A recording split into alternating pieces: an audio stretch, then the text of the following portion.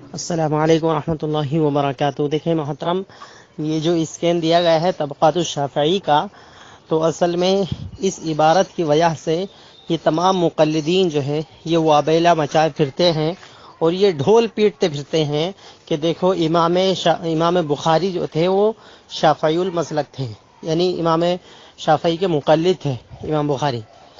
یہ تمام دنیا میں ڈھنڈورا پیٹتے پھرتے ہیں، تمام دنیا میں ڈھول پیٹتے پھرتے اس عبارت کی وجہ سے، جبکہ اس میں اگر دیکھا جائے تو کوئی بھی ایسا جملہ، ایسا لفظ نہیں ہے جس سے یہ ثابت ہو سکے کہ امام بخاری رحمہ اللہ کو یہاں پر امام شافعی کا مقلد کہا جا رہا ہو، بلکہ طبقات الشافعیہ لکھنے والے کہتے ہیں قلت وتفقه علی الحمیدی، کہتے ہیں میں کہتا ہوں، جنہوں نے ایک طبقات الشافعیہ لکھی ہے وہ کہتے ہیں میں کہتا ہوں کہ امام بخاری نے فقہ کا جو علم حاصل کیا تھا وہ امام حمیدی سے کیا تھا۔ امام حمیدی یہ امام بخاری کے استاد ہیں۔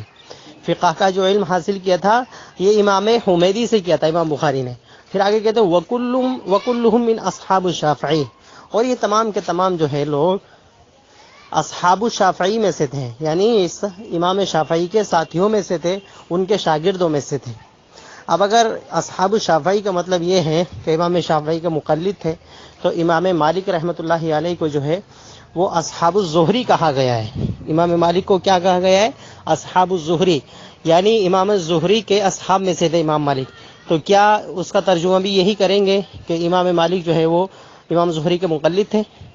کیا کریں گے پھر؟ کیونکہ جو لفظ سیم ادھر ہے وہی لفظ بالکل سیم ادھر بھی ہے۔ ادھر کہا جا رہا ہے اصحاب الشافعی، شافعی کے اصحاب میں سے تھے، ادھر کہا جا رہا ہے اصحاب الزہری، امام مالک جو ہے وہ اصحاب الزہری میں سے تھے۔ تو کیا امام مالک جو ہے امام زہری کے مقلد تھے؟